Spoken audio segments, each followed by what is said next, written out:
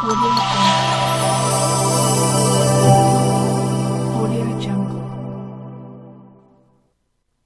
Hello everyone, WhatsApp, कैसे हैं आप सब? आशा करती हूँ कि बहुत अच्छे होंगे। I am Yashika Oberoi and बच्चों, I am going to teach you accountancy of class 11। अब जो बच्चे 10th से अभी 11th में आए हैं उन्हें तो अलग ही खौफ होगा कॉमर्स लेके अकाउंट्स का। टीचर्स ने भी खूब डराया होगा, बच्चों अब पता चलेगा कॉमर्स ले तो ली है, और जिन्होंने मैथ्स नहीं ली होगी या मैथ्स से बचने के लिए कॉमर्स ली होगी उनका तो अलग लेवल वाला होगा। अभी उन्हें लग रहा होगा कि मैथ्स से छुट्टी, लेकिन कॉमर्स करेंगे तो पता चलेगा क्या है क्या नहीं। चलो खैर, don't worry, we are here to make it easy. And बेटा मैं आपको पढ़ाऊंगी 11th की अकाउंटेंसी एंड नेहा मैम आपको पढ़ाएंगी 12th की अकाउंटेंसी। ठीक है, अब आप मेरी बात सुनिए।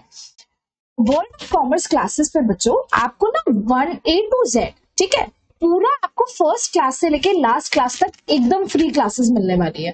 डोंट थिंक लाइक कि हर एक चैप्टर की 1-2 क्लासेस फ्री होंगी फिर कोई paid, no, nothing like that.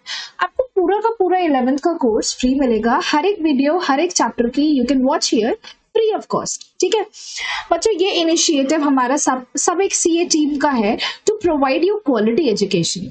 तो हम आपका साथ देंगे एंड आप हमारा साथ दीजिए, बस आप हमें गुड रिजल्ट एंड अच्छा आउटपुट दीजिए। ठीक है बच्चों, अब मैं अगर आपको 11th के बारे में बताऊं, 11th की अकाउंट्स के बारे में बताऊं, तो कुछ चैप्टर्स हैं हमारे थ्योरी चैप्टर्स, कुछ चैप्टर्स हैं हमारे न्यूमेरिकल चैप्टर्स।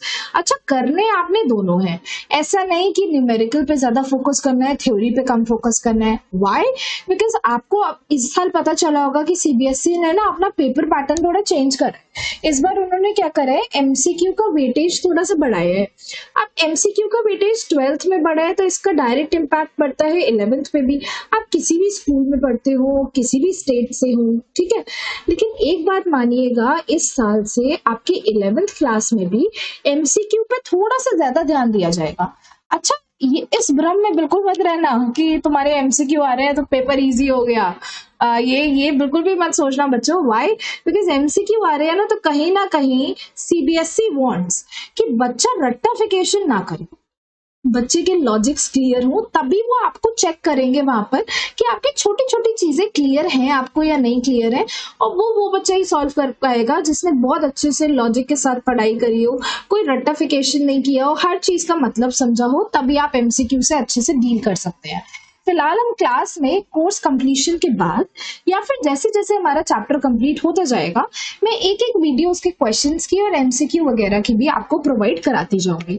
अब बच्चों सिलेबस के बारे में सुनना थोड़ा। आपका फर्स्ट चैप्टर जो था, आपके बेसिक्स अकाउंटिंग के जो थे, या आपका जो मेन ओवरव्यू था अकाउंटिंग का, वो आपको अमित पोपली सर ने पढ़ाया। अब सेकेंड चैप्टर से I am going to deal with you all. आपको अगर कोई भी दिक्कत होती है, कोई भी परेशानी, कोई भी डाउट्स है, बच्चा बिल्कुल फ्री होके मेरे से पूछना। आप कमेंट सेक्शन में कमेंट कर सकते हो, ठीक है। I will address your doubt as soon as possible. ठीक, अब आती है बात कि हमारी अप्रोच क्या रहेगी पढ़ने की। तो आप सुनो, मेरी अप्रोच ये रहेगी पढ़ने की कि मैं आपको क्लास में समझाऊंगी, ठीक है, मैं आपको क्लास में पढ़ाऊंगी। बच्चे आपने वो बहुत ध्यान से सुनना है। जो मैं वर्किंग नोट्स आपको प्रोवाइड कराऊंगी या जो भी पूरी पीडीएफ वगैरह प्रोवाइड कराऊंगी, वो आपको अच्छे से देखनी है अपने होमवर्क में बहुत बढ़िया तरीके से। देन हम पूरा चैप्टर करने के बाद ना उसके कुछ क्वेश्चंस यहाँ पे सॉल्व करेंगे। एंड मेरा फोकस थोड़ा ये भी रहेगा कि मैं एमसीक्यू भी कवर कराती चलूं, इससे ना आपकी 12th में भी एमसीक्यू की अप्रोच या तैयारी अच्छी हो जाएगी, स्ट्रांग हो जाएगी। तो इस तरीके से हम आगे बढ़ते चलेंगे, ठीक है। सो जो हमारा सेकेंड चैप्टर है जिससे हम डील करने वाले हैं, that is basic accounting terms. अब बेसिक अकाउंटिंग टर्म्स का मतलब क्या है? मैं और आप कम्युनिकेट करते हैं या आप किसी से भी कम्युनिकेट करते हैं, तो आप किस लैंग्वेज में कम्युनिकेट करते हो? इंग्लिश में, हिंदी में, किसी भी तो लैंग्वेज यूज करते हो ना। अब बेटा वो जो लैंग्वेज होती है ना आपकी, तो ऐसे ही बिजनेस की लैंग्वेज अकाउंटेंसी है। बिजनेस अपनी चीजें कैसे कम्युनिकेट करता है? अकाउंटेंसी के थ्रू, अकाउंट्स के थ्रू कम्युनिकेट करता है। इस चैप्टर में हम कुछ ऐसे टर्म्स पढ़ने वाले हैं जिससे आप अकाउंट्स को समझ पाओगे, जान पाओगे कि इसका मतलब क्या होता है, ठीक है। एबीसीडी भी तो पढ़ते थे ना, तभी तो पैराग्राफ बनाना है, तभी तो सेंटेंसेस पूरे बनाना है, फ्रेम करने आए। उसी तरीके से जब अकाउंटेंसी की एबीसीडी पढ़ोगे, हाँ ये कह लो कि ये अकाउंटेंसी की एबीसीडी है, अकाउंटेंसी की एबीसीडी पढ़ोगे तभी आगे स्ट्रांग होगे इन सारी चीजों में। अच्छा, बिफोर स्टार्टिंग मैं आपको अपनी फर्स्ट क्लास में ये चीज क्लियर करना चाहती हूँ बच्चों, अकाउंट्स पढ़ने से पहले अपने माइंड में बहुत क्लियर एक चीज रखो कि अकाउंट्स एक ऐसे प्रिंसिपल पे बेस्ड है जिसका नाम है बिजनेस एंटिटी कॉन्सेप्ट। अब बिजनेस एंटिटी कॉन्सेप्ट प्रिंसिपल कहता क्या है, मेरी बात सुनो।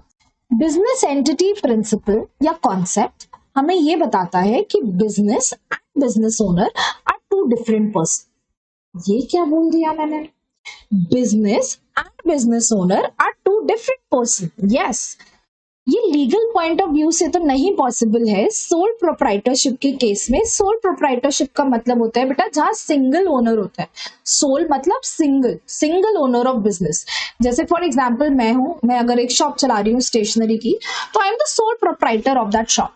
अब सोल प्रोप्राइटर में अगर लीगल वे में मैं देखूं तो हमें ना कोर्ट मानते हैं कि मैं और मेरी दुकान एक ही है। मतलब अगर मैं धोखाधड़ी करूंगी या मेरा बिजनेस से कोई फ्रॉड होगा तो वो मेरे को पेनलाइज करेंगे और मेरे को पेनाल्टी पे करनी पड़ेगी। लेकिन अकाउंटिंग पॉइंट ऑफ व्यू से जब मैं अपनी बुक्स ऑफ अकाउंट्स मेंटेन करती हूँ, जब मैं अपने खाते बनाती हूँ, जर्नल लिखती हूँ, तो मैं ये मान के चलती हूँ मैं और मेरे बिजनेस दो अलग अलग व्यक्ति हैं।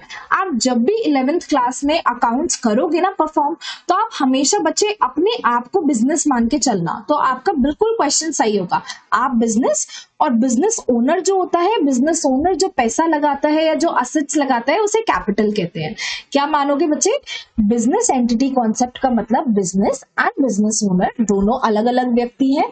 हम जब भी अकाउंटेंसी करेंगे, कोई भी क्वेश्चन करेंगे, तो हम वहां मान के चलेंगे कि हम बिजनेस है और हम उसकी तरीके से क्वेश्चन सॉल्व करेंगे। ये तो आपका एक कॉन्सेप्ट क्लियर हुआ। अच्छा, ये जो मैं आपको कॉन्सेप्ट पढ़ा रही हूँ ना, ये अभी आपके अगले चैप्टर में भी आने वाले हैं, लेकिन अभी इस चैप्टर में मुझे थोड़ा बहुत ओवरव्यू देना पड़ेगा कुछ चीजें समझाने के लिए, इसलिए मैं एक आध प्रिंसिपल आपको बता रही हूँ इन शॉर्ट। अब दूसरा प्रिंसिपल आता है बच्चे going concern concept. Going concern concept कहता है आपका बिजनेस चलता जाएगा। आप जब एक बिजनेस खोलते हो, कभी भी कोई बिजनेस क्या उससे खोलते हैं, इस नजरिए से खोलते हैं कि यार मेरे को तो इसे 2-3 महीने बाद बंद करना है, या चलो अभी चला लेते हैं 5-6 महीने में बंद कर देंगे। No, each and every businessman opens his business with the viewpoint that its business operations will go for unforeseen future। मतलब जहां तक वो फ्यूचर देख भी नहीं सकता वहां तक उसका बिजनेस जाएगा, उसके आगे की जनरेशन उस बिजनेस को और बढ़ाती जाएगी। ठीक है, दे विल रीच हाइट्स। इस ओपिनियन से हर एक बिजनेसमैन अपना बिजनेस खोलता है या शुरू करता है, अपना स्टार्ट करता है बिजनेस। ठीक, पहला concept business entity concept, revise करो मेरे साथ। बिजनेस एंटिटी कॉन्सेप्ट क्या कहता था, business and business owner are two different person. हम जब भी अकाउंटिंग परफॉर्म करेंगे तो हम क्या मानेंगे कि हम बिजनेस है, तभी हम क्वेश्चन करेंगे ये देख के। अच्छा, कोर्ट के नजरिए से business and business owner same ही होता है सोल प्रोप्राइटरशिप के केस में। सोल प्रोप्राइटरशिप क्या होता है, सिंगल ओनर होता है। Second concept going concern concept. Going concern, going का मतलब चलते रहना, कंसर्न का मतलब किसी भी बिजनेस का। तो गोइंग कंसर्न कॉन्सेप्ट का मतलब है कि हमारा बिजनेस चलता रहेगा और हम बिजनेस खोलते हैं इस व्यू पॉइंट से कि हमारी बिजनेस ऑपरेशन अनफोर्सिंग फ्यूचर तक चलती रहेंगी। ये आपके दो कॉन्सेप्ट क्लियर हुए। अब तीसरा कॉन्सेप्ट कहता है डुअल एस्पेक्ट कॉन्सेप्ट, कि अकाउंटेंसी में हर एक चीज का दो जगह एस्पेक्ट होगा, दो जगह इफेक्ट पड़ेगा। ठीक है, अब वो मैं आगे आपको इन डिटेल समझाऊंगी, अभी बस इतना ध्यान रखो दो जगह इफेक्ट पड़ने वाला है। अब इसके बाद हम इस हालत में आते हैं कि हम एक्चुअल में अपना चैप्टर शुरू कर पाए। सो चैप्टर का नाम है बच्चों बेसिक अकाउंटिंग टर्म्स, एंड आप चालू करते हैं ऐसे। चलिए तो शुरू करते हैं। ये है बच्चे बेसिक अकाउंटिंग टर्म्स चैप्टर हमारा। अब ये क्या भीम कालिया चुटकी बना दिया, समझाती हूँ चलो तुम्हें। ये है बच्चे भीम हमारा। भीम ने खोली है फैक्ट्री। ठीक है, ये फैक्ट्री खोलेगा तो भैया अब इसका कर्तव्य बनता है कि ये फैक्ट्री में क्या लगाएगा, पैसा लगाएगा। पैसे के साथ साथ और भी कुछ लगाएगा। हाँ, अपना ऑफिस भी इसने बनाया है भैया फैक्ट्री में, एक बड़ा शानदार सा, तो वहां पे इसने एसी वगैरह भी लगा लिए। अच्छा, फैक्ट्री में काम करने के लिए मशीन्स वगैरह भी खरीद लाया काफी सारी। तो ये जो जितनी भी सारी चीजें ये सारे हम अपनी फैक्ट्री में लगा रहे हैं ना, चाहे वो पैसे के फॉर्म में हो, चाहे एसी हो, मशीनरी हो, कोई भी चीज हो, वो सब कहलाएंगी इसकी कैपिटल। क्या बच्चे, कैपिटल। ये क्या इन्वेस्ट कर रहा है बिजनेस में, कैपिटल इन्वेस्ट कर रहा है। ठीक है, अब मान लेते हैं कि इसके पास जितने पैसे पड़े थे भीम ने सारे पैसे लगा दिए। अब इसे लगा यार पैसों की तो और जरूरत पड़ रही है, कहाँ से पैसे लूं। तो पहले इसके फ्रेंड्स कौन है, ये गया चुटकी पे और कालिया पे गया। अब चुटकी तो बड़ी खुश थी कि भीम ने बिजनेस शुरू करा है, नया बिजनेस शुरू करा है, तो वो तो खुशी खुशी पैसे देने को राजी हो गई। और कालिया ने कहा चल कोई बात नहीं, मैं इतना खुश तो नहीं हूँ, लेकिन तू पहली बार पैसे मांग रहे तो मैं पैसे दे देता हूँ। अब ये तो बाहर वाले लोग, अच्छा बिजनेस के लिए हमेशा आप अपने आप को क्या मानोगे, बिजनेस मानोगे। एक बात बताओ, बिजनेस के लिए भीम तो है तो बाहर वाला, लेकिन है तो अपना ना, मतलब बिजनेस तो उसने ही चालू करा है ना। तो बिजनेस को बिजनेसमैन जो भी पैसा देगा उसे वो कैपिटल कहेगा, एंड बिजनेस को जो भी बाहर वाला पैसा देगा उसे वो क्या कहेंगे, लोन या लाइबिलिटी कहेंगे। बेटा कालिया एंड चुटकी ने फैक्ट्री के लिए भीम को क्या दिया, उधार दिया। तो उस उधार को आप क्या कहते हो, आप कहोगे मैम लोन कहते हैं उधार को। तो मैं आपको कह रही हूँ हाँ लोन कहते हैं उधार को। आज से आप मान लीजिए कि उधारी को क्या कहा जाता है, उधारी को लायबिलिटी कहा जाता है। क्या बच्चे, लायबिलिटी कहा जाता है। In the same manner Kaliya के पास जितने पैसे थे, चुटकी के पास जितने पैसे थे उसने दे दिए, तब भी पैसे कम पड़ रहे थे, तो भीम ने बैंक से पैसे मांगे। बैंक ने बच्चे क्या दिया, बैंक ने भी लोन दिया होगा। इस लोन को आप क्या मानोगे, इस लोन को भी आप लाइबिलिटी मानोगे। तो आपका कैपिटल समझ आया आपको सिंपल शब्दों में, एंड लाइबिलिटी समझ आया। अब दूसरी चीज बच्चे, इसने फैक्ट्री खोली है ना, तो ये फैक्ट्री इसकी खुद की जमीन इतनी थी नहीं, इसने किराए पे ली थी, तो ये रेंट पे कर रहा होगा यहाँ का, ठीक है, रेंट पे कर रहा होगा, इलेक्ट्रिसिटी का बिल पे कर रहा होगा। ये सारी जितनी भी चीजें हैं ना, आप हिंदी में क्या कहते हो, खर्चा कहते हो ना। तो बच्चों इन खर्चे को हम कहते हैं एक्सपेंस। क्या कहते हैं, अकाउंट्स में एक्सपेंस, इंग्लिश में भी एक्सपेंस कहते हैं। तो बिल्कुल सही चीज है ये तो। अब मैं आपको एक कॉन्सेप्ट पढ़ाती हूँ, इससे मैं आपको एक चीज याद कराऊंगी। वो कॉन्सेप्ट है आपका क्लियर का, CLEAR। बच्चे C4 होता है कैपिटल, L4 होता है लायबिलिटी, E4 होता है एक्सपेंस। तो मेरे को ऐसा लगता है मैं आपको ये तीनों पढ़ा चुकी हूँ अभी। अब A4 होता है असेट्स। असेट्स का क्या मतलब होता है, असेट्स वो चीजें होती हैं जो हमें फ्यूचर में इकोनॉमिक बेनिफिट देने वाली हैं। इकोनॉमिक बेनिफिट का मतलब होता है पैसों से रिलेटेड बेनिफिट देने वाली हैं। जैसे कि अगर भीम एसी एंड मशीनरी लगा रहे, तो एक बात बताओ बच्चों, उसने ना फैक्ट्री खोली है, कपड़े बनाने की फैक्ट्री खोली है, शर्ट बनाएगा वो। तो जो मशीन उसने लगाई है ना, उस मशीन की हेल्प से शर्ट बनेगी, और शर्ट जब वो बिकेगी तब भीम को कौन सा बेनिफिट होगा, इकोनॉमिक पैसों से रिलेटेड बेनिफिट होगा। तो ये उसका क्या हो गया, असेट हो गया। जैसे मैं अभी आपको बताऊं, मैं आपको पढ़ा रही हूँ, तो मैं अगर आपको लैपटॉप के थ्रू पढ़ा रही हूँ तो लैपटॉप मेरे लिए असेट है। व्हाई, बिकॉज ये मुझे फ्यूचर में इकोनॉमिक बेनिफिट देने वाला है। अगर मैं किसी भी और प्लेटफॉर्म पे, आपको तो हम फ्री में प्रोवाइड कर रहे हैं सारी क्लासेस, लेकिन हम किसी भी प्लेटफॉर्म पे अगर मैं अपनी क्लासेस प्रोवाइड करूँ ऑन अ पेड कोर्स, तो मैं मानूंगी यार ये मेरा असेट है लैपटॉप, जिसके थ्रू मैं क्लासेस दे रही हूँ, एंड मुझे इन फ्यूचर इससे पैसा आएगा बच्चों की फीस के फॉर्म में, ठीक है। और जो बच्चों की फीस के फॉर्म में पैसा आता मुझे, वो मेरे लिए क्या होता, मेरा रेवेन्यू होता। तो रेवेन्यू, R फॉर रेवेन्यू। अच्छा भीम के लिए रेवेन्यू क्या होगा, कि भीम शर्ट बनाएगा, शर्ट मैन्युफैक्चर करेगा, फिर वो शर्ट मार्केट में बेचेगा, तो ये सारी चीजें उसके लिए रेवेन्यू हो जाएगी। इन शॉर्ट मैंने आपको क्या पढ़ाया, मैं एक और बार आपको समरी बता रही हूँ फटाफट से। भीम ने बिजनेस चालू करा, उसने बिजनेस में क्या लगाया, बिजनेस में पैसा लगाया, बिजनेस में और सारी चीजें, AC ले आया, वो एक रूम उसने बनाया था वहां पे, ऑफिस वगैरह टाइप का, तो वहां पे लगा दिया, मशीनरी ले आया। तो बेटा जो सारी चीजें भीम ने लगाई है ना, वो कैपिटल का पार्ट बनेगी। अब उसे पैसे चाहिए थे, तो उसने पैसे लिए कालिया से और चुटकी से, तो उन्होंने उधार दिया, मतलब लोन दिया, उसे कहेंगे लायबिलिटी। उसे बैंक से भी पैसे चाहिए थे, बैंक ने उधार दिया, उसे भी कहेंगे लायबिलिटी।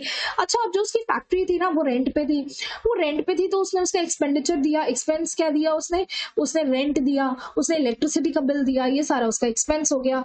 और जब वो अपने ये बनाएगा, मशीन के थ्रू चीजें बनाएगा, शर्ट्स बनाएगा, तो शर्ट्स उसकी जब बिकेगी तब उसे क्या होगा बेटा, सेल्स को क्या कहेंगे, रेवेन्यू कहेंगे। और असेट क्या होगी, असेट वो चीजें होती है जो हमें फ्यूचर इकोनॉमिक बेनिफिट देती है। बहुत ध्यान से, मैं बार बार ये वर्ड क्यों बोल रही हूँ, future economic benefit, because it is important and it can be a part of any MCQ, ठीक है। तो याद रखना फ्यूचर इकोनॉमिक बेनिफिट फ्यूचर में मिलने वाला पैसों से रिलेटेड बेनिफिट की बात करी जा रही है यहाँ पे। जो वो मशीन लाया है, उस मशीन के थ्रू वो कपड़े बनाएगा और वो कपड़े जब बिकेंगे मार्केट में तब भीम को पैसे मिलेंगे। तो मैंने आपको कौन सा कॉन्सेप्ट बताया, क्लियर का। अब कहीं ये क्लियर ऑल क्लियर तो नहीं हो गया, याद रखना। CLEAR, C for capital, L for liability, A for expense, C for capital, L for liability, E for expense, A for asset and R for revenue. I hope I am clear with this concept. तो मैंने आपको in total short में बता दी 5 चीजें, ठीक है? Clear हुआ आपको? चलिए, अब मजे में तो मैंने एक एक बार आपको ये सारी चीजें पढ़ा दी, लेकिन बोर्ड में या फिर अपने एग्जामिनेशन में ये ड्राइंग तो बना के आनी नहीं है। तो ये ड्राइंग नहीं बना के आनी तो फिर हमें थोड़ा अच्छे से समझना भी पड़ेगा इन सारी चीजों को। समझते हैं भैया। पहला टर्म हमारा, पहला टर्म था बच्चे हमारा कैपिटल। तो कैपिटल का मतलब होता है क्या? कैपिटल का मतलब होता है, कैपिटल का मतलब होता है वो सारी चीजें जो एक बिजनेस ओनर ने इन्वेस्ट करी है अपने बिजनेस में, ठीक है? चाहे वो पैसा हो, चाहे वो कोई गुड्स हो, चाहे वो कोई असेट्स। सो कैश और goods or assets bought into business by proprietor, bought into business by proprietor। proprietor का मतलब क्या होता है? proprietor का मतलब होता है बिजनेस ओनर, ठीक है? याद रखना। अब इसका फॉर्मूला देखना जरा। कैपिटल का फॉर्मूला होता है बच्चे, capital equals to assets minus liabilities. अभी मैंने आपको बता दिया था कि असेट्स क्या होता है, लाइबिलिटीज क्या होता है। अभी हम इन डिटेल में ना, एक चैप्टर आने वाला है हमारा अकाउंटिंग इक्वेशन, उसमें इसी बस एक इक्वेशन का यूज करते हुए सारे क्वेश्चन सॉल्व होंगे, तो वहां हम थोड़ा डिटेल में भी इसके बारे में पढ़ लेंगे। अब मैं आपको कहती हूँ, इसका एक एग्जाम्पल ले लेते हैं। चलो, अगर मैं आपको एग्जाम्पल दूं, भीम ने बिजनेस शुरू करा। भीम क्या क्या लाया बिजनेस में? कैश लाया वो अपना 1 लाख का, ठीक है? कैश लाया वो 1 लाख का, कैश लाया वो 1 लाख का, और मशीनरी लाया वो 50,000 का। एंड बच्चे उसने ना एक लोन भी लिया था, तो उसका लोन जो था वो भी 50,000 का था। तो आप बताइए इसकी कैपिटल कितनी है? तो आप कहोगे मैम वो कैश लाया तो ये 1 लाख, प्लस मशीनरी लाया तो 50,000, और लोन तो उसे वापस देना पड़ेगा क्योंकि ये तो लाइबिलिटी है। तो फॉर्मूला भी अभी हमने पढ़ा, असेट्स माइनस लाइबिलिटी। असेट मैंने कैश अपनी प्लस कर दी, मशीनरी अपनी प्लस कर दी, दोनों असेट से मेरी फ्यूचर में जाके हेल्प मिलेगी मुझे। इसमें से माइनस कर दूंगी बच्चे लाइबिलिटी, लाइबिलिटी के अमाउंट इज 50 के, ठीक है? तो इन शॉर्ट मेरा 1 लाख कैपिटल आया जो वो असल में लाया है, ठीक है? कैपिटल का मतलब होता है असेट्स माइनस लाइबिलिटीज। असेट्स का ना बाइफिकेशन आपको आ जाएगा बच्चे की कौन कौन सी चीज असेट है। हो सकता है पहले लेक्चर में समझ ना आए, अभी आगे जाके मैं असेट को बहुत डिटेल में पढ़ाने वाली हूँ, तो वहां आपको ज्यादा अच्छे से क्लियर होगा। अब ये कैपिटल वाली थिंग आपको क्लियर हो जानी चाहिए। अब मैं दूसरे पे आती हूँ, लाइबिलिटी क्या होती है, ठीक?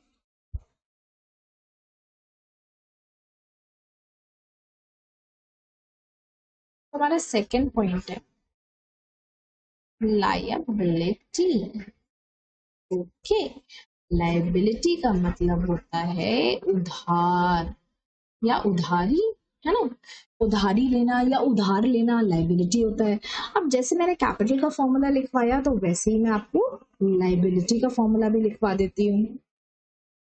Liability equals to assets minus capital, ठीक?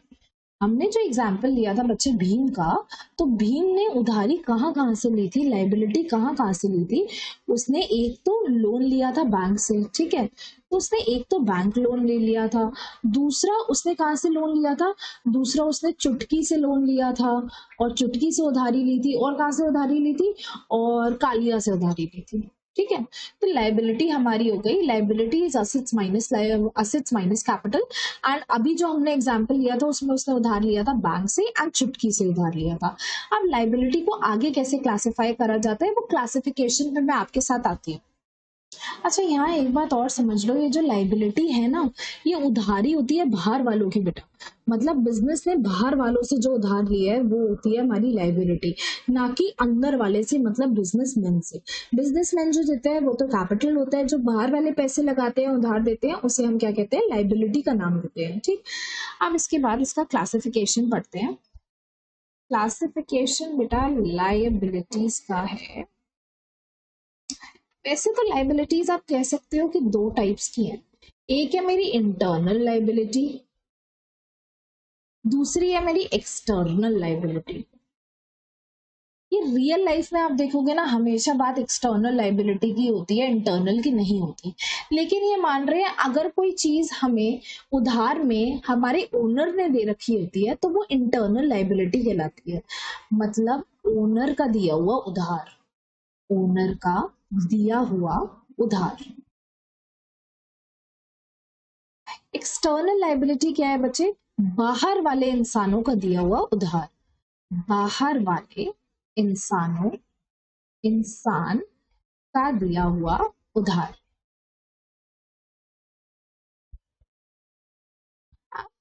On the basis of duration आप लाइबिलिटीज को फर्दर क्लासिफाई कर सकते हो कितने पार्ट्स में? करंट एंड नॉन करंट में।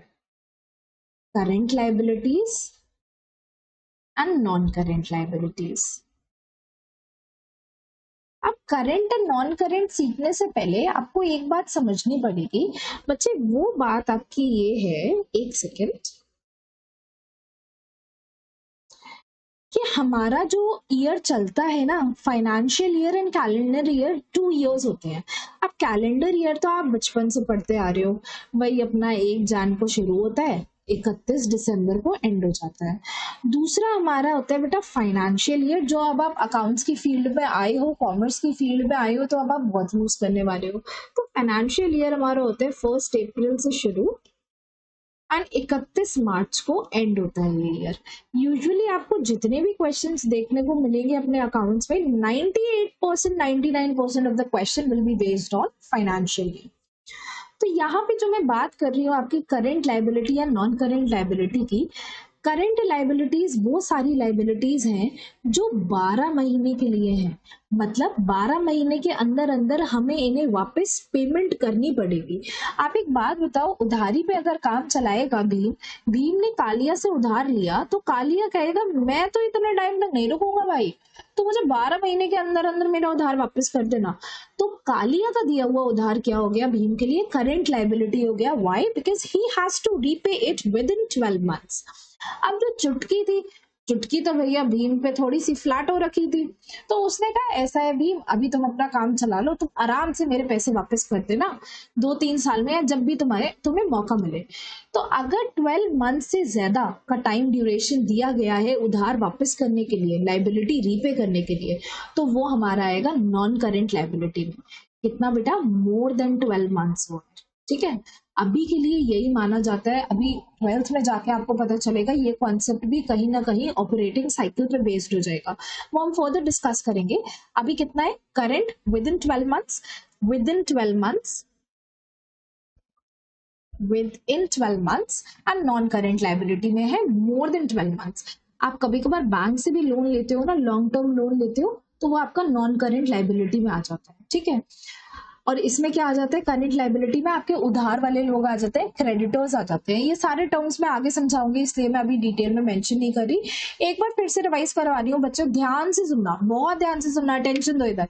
लाइबिलिटीज, लाइबिलिटी का मतलब होता है उधार। ठीक है, उधार को हम वैसे तो 2 तरीके से क्लासिफाई करते हैं, एक हमारा इंटरनल, दूसरा हमारा एक्सटर्नल। अब इंटरनल वर्ड से पता चल रहा है भैया, इंटरनल इंसान कौन होता है? इंटरनल इंसान होता है हमारा बिजनेस ओनर।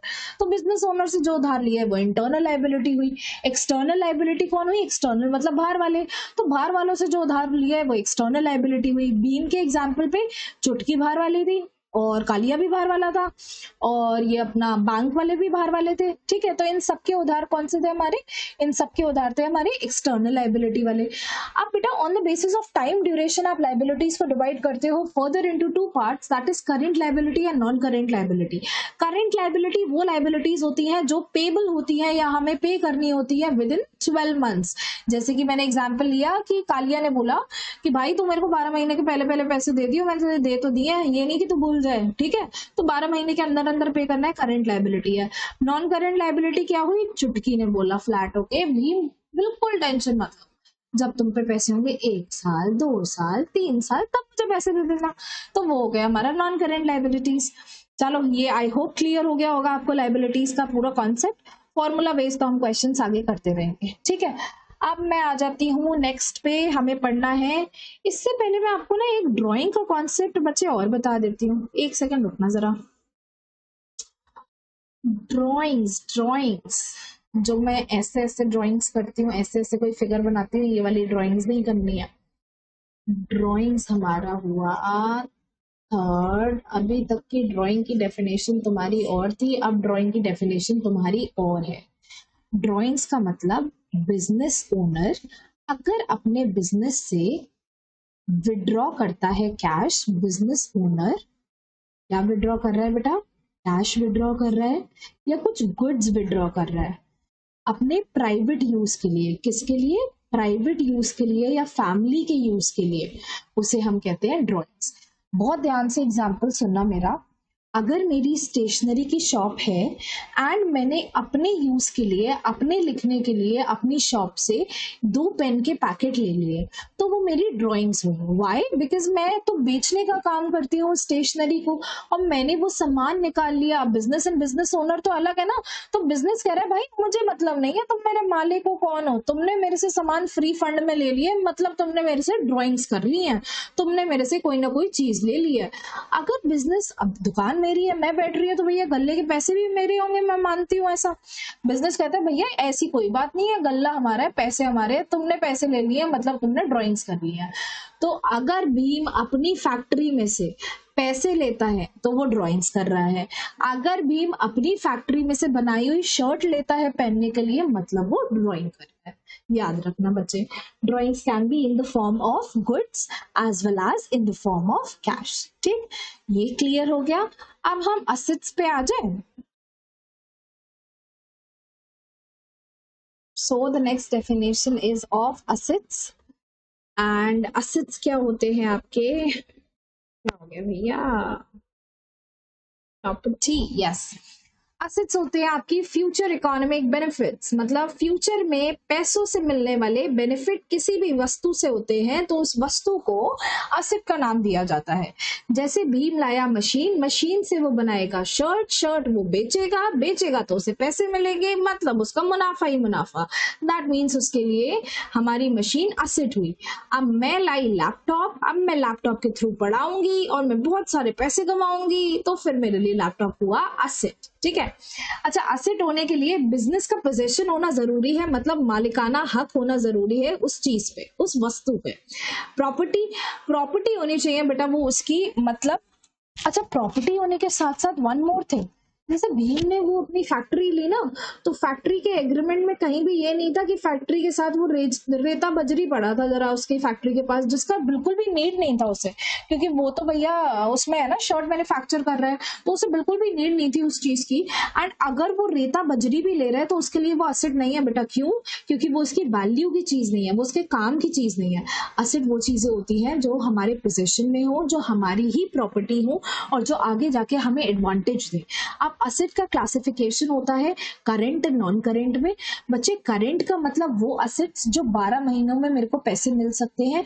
जैसे कि मैं आपको कहूं कि मैं आपको उधार दे देती हूँ, लेकिन प्लीज आप मुझे कुछ महीनों में लौटा दीजिएगा, या 12 महीनों के अंदर ये अंदर किसी भी हालत में लौटा देना, तो वो चीज मेरे लिए हुई current asset. Why? Because you are going to give me money back in the future, तो आप मेरे लिए इकोनॉमिक बेनिफिट देने वाले हो मेरे को, तो वो मेरा हुआ current asset. Non current asset, अगर मैं आपको कहूँ कि चलो पैसे चाहिए आपको, रख लो आप पैसे, आराम से दे देना 1 2 3 साल में, कभी भी होता है ना, कभी कभी फ्रेंड से लेके भूल जाते हैं सालों साल तक, तो वो बच्चे होते हैं हमारे non current asset. Current assets हमारी वो एसेट्स होती हैं जो 12 महीने के अंदर या तो कैश में कन्वर्ट हो जाएंगे, हमें मिल जाएंगी, या तो बिजनेस उसे सेल करके कुछ कमा लेगा।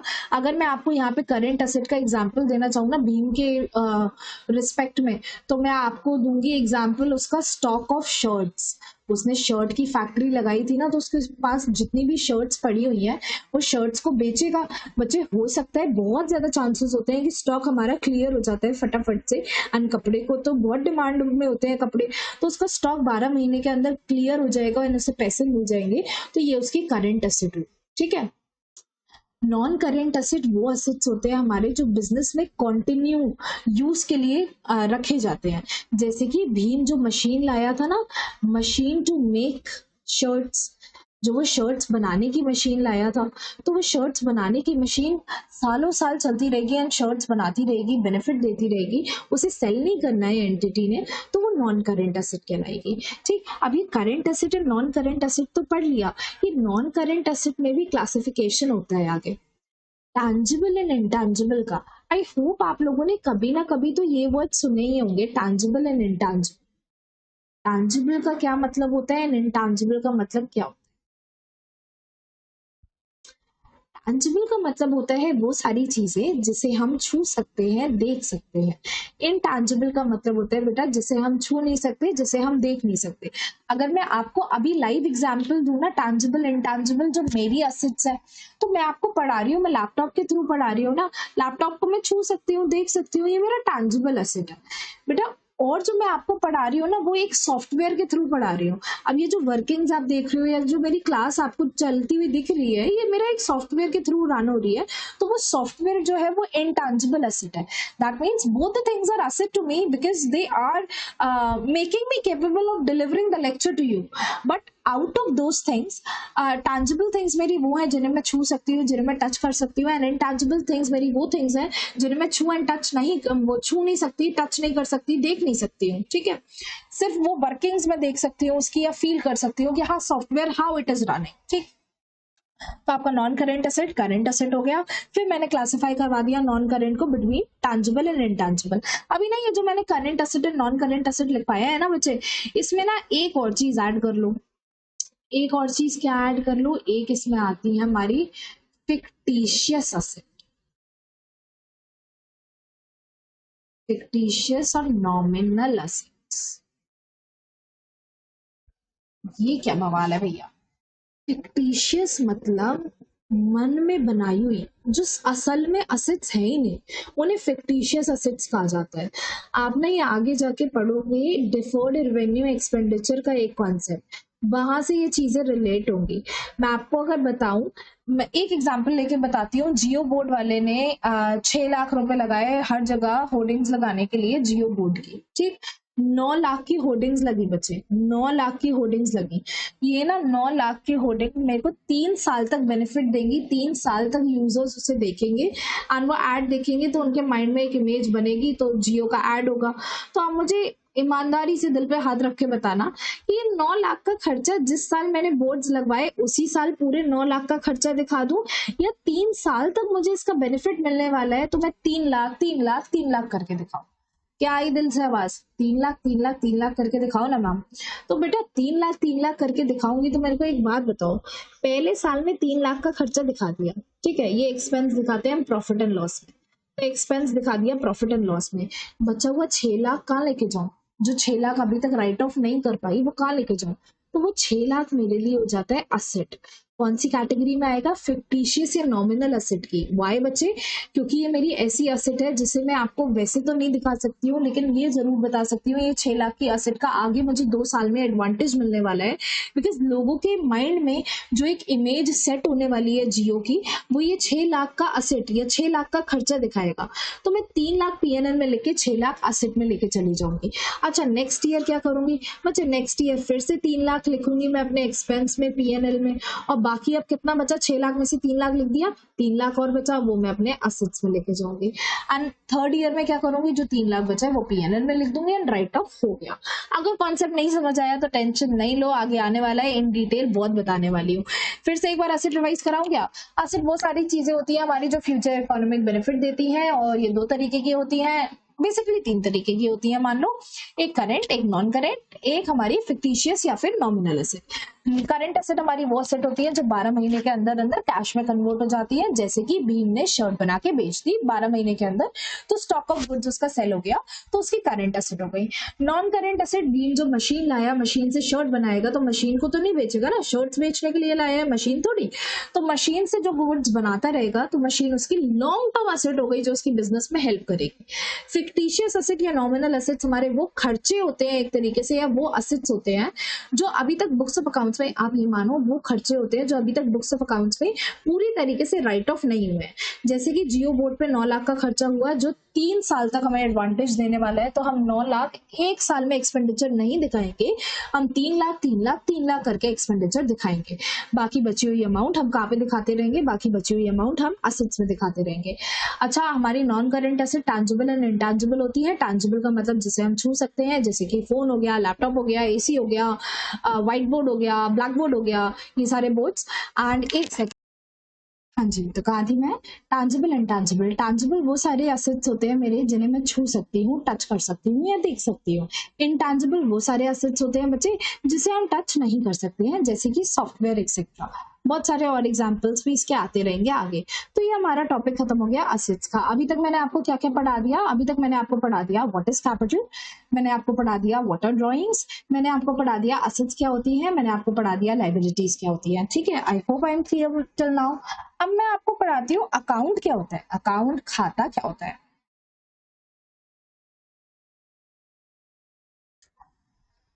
खाता, नाम तो बहुत सुना होगा तुम लोगों ने बार बार, खाता खाता। खाते को लेजर भी कहते हैं बच्चे। आपका आगे चैप्टर आएगा, अभी ना मैं आपको ऐसा करूंगी, ये एक क्लास और लेगा ये चैप्टर, ये क्लास मैं कंप्लीट करने के बाद चैप्टर आपको एक क्लास ऐसी लूंगी, मतलब हार्डली 20 मिनट्स की, जिसमें मैं आपको पूरी तरीके से समझा दूंगी 11th में A to Z कौन से चैप्टर्स आने वाले हैं, and through out your 11th standard आप क्या पढ़ने वाले हो अकाउंट्स में, कैसे प्रोसेस शुरू होता है कि ट्रांजैक्शन को आइडेंटिफाई करना, फिर जर्नल बनाना, फिर लेजर पोस्टिंग करना, एक्सेट्रा एक्सेट्रा, सारी चीजें उसमें कवर करेंगे। अभी फिलहाल हम आते हैं अपने इस पे अकाउंट्स में। अकाउंट कैसे बनता है? Account, account has 2 sides. कैसे कुछ बनता है अकाउंट?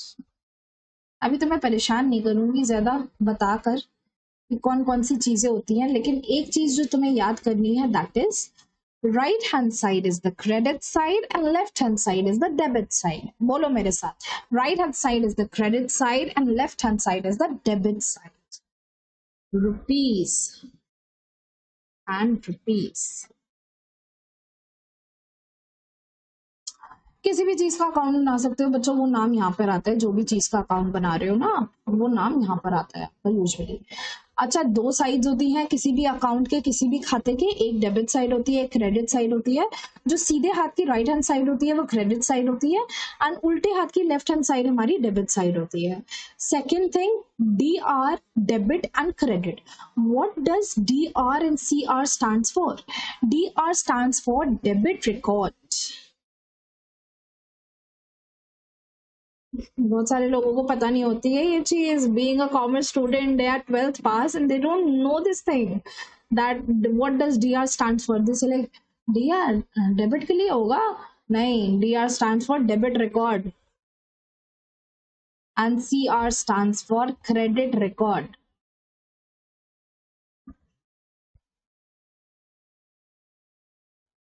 सो अकाउंट बेसिकली क्या होता है, आपको किसी भी इंसान का अगर कोई खाता मेंटेन करना होता है या ये ट्रांजैक्शंस मेंटेन करने होते हैं कि उस इंसान के साथ जो भी हमारी ट्रांजैक्शन सेल एंड परचेज हुए हैं, कितना पैसों का लेन देन है, तो आप वो एक जगह रिकॉर्ड करते हो।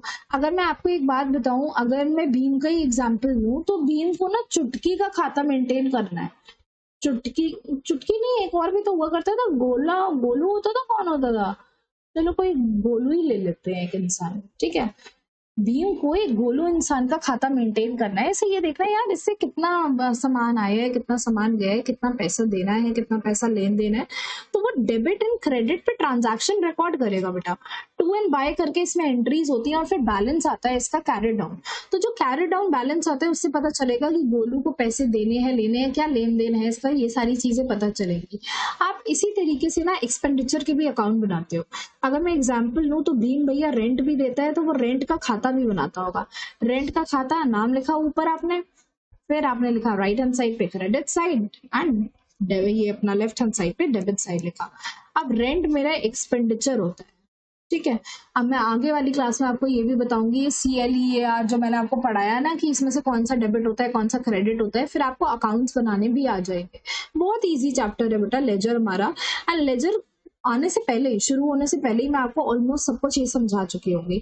तो यहाँ पे भी मैं रेंट की सारी चीजें लिखूंगी, यहाँ लिखूंगी, यहाँ लिखूंगी, यहाँ पे रुपीज में इसका बैलेंस लिखती रहूंगी सारी चीजें, और मुझे पता चल जाएगा कि एट लास्ट मेरा रेंट क्या है, इसका बैलेंस कितना देना है, नहीं देना है, या पूरा पेड है, या कुछ भी।